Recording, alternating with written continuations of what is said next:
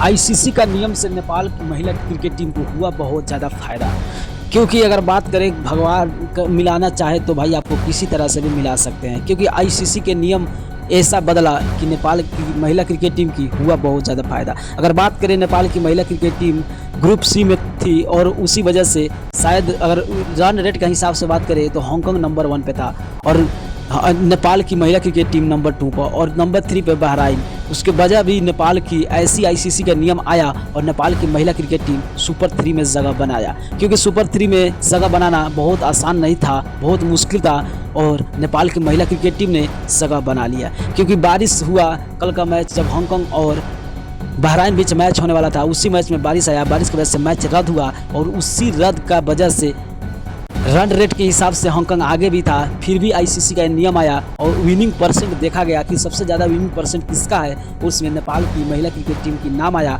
और नेपाल की महिला क्रिकेट टीम ने उसमें जगह बनाया। और सुपर 3 की अगर बात करें, super group A, group B और ग्रुप सी से नेपाल, ग्रुप बी से यूएई और ग्रुप ए से थाईलैंड आ गया है। अब ये दोनों में होगा एशिया कप छनौट, अब तीनों में टॉप 1 कौन बनाएगा। और आप लोग को जानकारी होगा तो आप लोग अपना कमेंट राय में कमेंट कर दीजिएगा। अगर नए होंगे तो चैनल को सब्सक्राइब करते हुए वीडियो को शेयर करके पेज को फॉलो कर दीजिएगा। ओके बाय, मिलता हूँ नेक्स्ट वीडियो पे। जय नेपाल, जय नेपाली।